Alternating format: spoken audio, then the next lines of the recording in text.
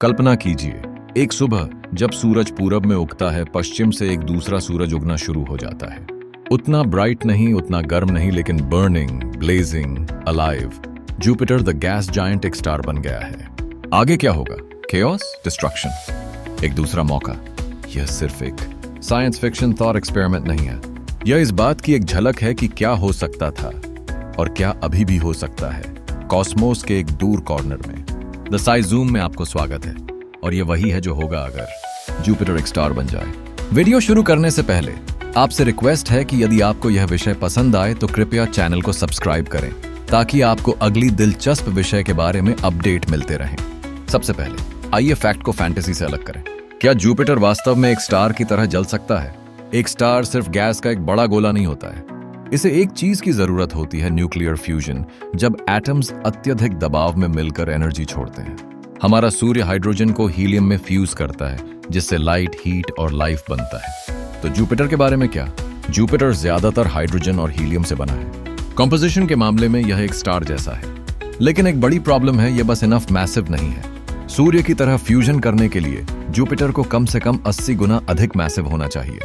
अगर यह सिर्फ 13 गुना अधिक मैसिव होता तो यह एक ब्राउन ड्वार्फ, एक फेल्ड स्टार बन सकता था। तो नहीं, जुपिटर एक तारा नहीं बनेगा जब तक फिजिक्स के नियम नहीं बदलते या कोई कॉस्मिक डिजास्टर इसे मजबूर नहीं करती। लेकिन आइए व्हाट इफ का खेल खेलें। क्या होगा अगर किसी तरह जुपिटर को वह मास मिल जाए जिसकी उसे जरूरत है? एक नियर बाय स्टार एक्सप्लोड हो गया और मास ट्रांसफर हो गया, या शायद दो जुपिटर टकरा गए। मान लीजिए फ्यूजन से प्रज्वलित हो जाता है, जुपिटर एक कम मास वाला रेड ड्वार्फ बन जाता है। अचानक हमारा सोलर सिस्टम अब वन स्टार सिस्टम नहीं रह जाता है, ये एक बाइनरी सिस्टम बन जाता है, जैसे हमारे गैलेक्सी में कई सिस्टम। तो अब क्या? जुपिटर हमसे 778 मिलियन किलोमीटर दूर है। यह सूर्य से 5 गुना से भी अधिक दूर है। भले ही यह एक स्टार बन जाए, यह आकाश में एक ब्राइट डॉट जैसा दिखेगा, न कि दूसरा सूर्य। लेकिन लाइट ही एक चीज नहीं है जो मायने रखती है, ये ग्रेविटी के बारे में है। स्टार्स मैसिव होते हैं। जुपिटर का स्टार बनने के लिए इनफ मैसिव गेन करने का मतलब एक्स्ट्रा ग्रेविटी है। चांद, एस्ट्रॉइड्स, शायद प्लैनेट्स की ऑर्बिट भी बदल जाएंगी। हमारे सोलर सिस्टम का नाजुक ग्रेविटी कोलैप्स हो सकता है। अर्थ धीरे धीरे सूर्य के करीब घूम सकती है या दूर जा सकती है। क्लाइमेट बदल जाएगी, सीजन्स विकृत हो जाएंगे। रात भर में नहीं, लेकिन कुछ 1000 ईयर्स में पृथ्वी का एनवायरनमेंट जीवन के लिए प्रतिकूल हो सकता है। यूरोपा को लें, एक मून जो बर्फ से ढका है, जिसके नीचे एक लिक्विड ओशन छिपा है।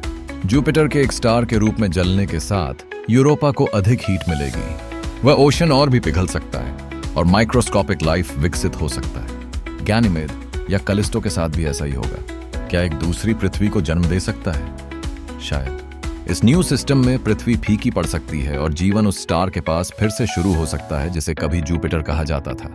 समय के साथ सोलर सिस्टम खुद को रीअरेंज कर लेगा। एस्टेरॉयड बेल्ट कोलैप्स हो सकती है, मार्स टेराफॉर्मिंग का चांस खो सकता है, सैटर्न और यूरेनस भटक सकते हैं, नेपट्यून पूरी तरह से बाहर निकल सकता है। लेकिन यह भी पॉसिबल है कि स्टार जुपिटर के चारों ओर नए प्लैनेट बने। एक दूसरी planetary system, gas giant turn star की परिक्रमा करती हुई। हमारा सूर्य अभी भी हावी रहेगा, लेकिन जुपिटर का न्यू फैमिली स्पॉटलाइट में आ सकता है। डबल सन्स रोमांटिक लग सकते हैं, लेकिन साइंस में वे अस्थिरता का संकेत देते हैं। दोनों स्टार का रेडिएशन इलेक्ट्रॉनिक्स को जला सकता है, क्लाइमेट कंट्रोल लगभग इम्पॉसिबल बना सकता है, या अनप्रेडिक्टेबल सोलर स्टॉर्म्स पैदा कर सकता है। दो स्टार के बीच का स्पेस एक डेड जोन हो सकता है। बहुत अधिक ग्रेविटी, बहुत अधिक गर्मी। प्लैनेट्स को जीवित रहने के लिए स्ट्रगल करना पड़ेगा। पृथ्वी को रिलोकेट करने की आवश्यकता हो सकती है, या तो सूर्य या जुपिटर के करीब, बस हैबिटेबल रहने के लिए। और हमने अभी तक स्पेस मिशंस के बारे में बात भी नहीं की है। 2 स्टार सिस्टम में हम नई टेक्नोलॉजीज विकसित करेंगे, खेती के नए तरीके, क्लाइमेट मैनेजमेंट, आर्टिफिशियल शील्डिंग, या शायद हम पृथ्वी को पूरी तरह छोड़ देंगे। यूरोपा पर कॉलोनीज बनाएंगे, नए जुपिटर स्टार की परिक्रमा करेंगे, दोनों सूर्यों के बीच में स्पेस में आवास बनाएंगे। सवाल यह नहीं होगा कि क्या हम सर्वाइव करेंगे, यह होगा हम आगे कहां जाएंगे। यह अजीब लग सकता है, लेकिन यह साइंस फिक्शन नहीं है। हमारी गैलेक्सी में हजारों बाइनरी स्टार सिस्टम्स मौजूद हैं। कुछ में असली स्टार की परिक्रमा करने वाले ब्राउन ड्वार्फ हैं, कुछ में जुपिटर जैसे मैसिव प्लैनेट भी हो सकते हैं। अगर जीवन वहां मौजूद है, यह पहले से ही ड्यूअल सन सिस्टम में पनप रहा होगा। तो नहीं, जुपिटर कभी स्टार नहीं बनेगा, हमारी टाइमलाइन में नहीं। स्पेस के इस नाजुक कोने में नहीं, मरते हुए गैस जायंट्स के सपनों में, पॉसिबिलिटीज के झटके में एक स्टोरी निहित है।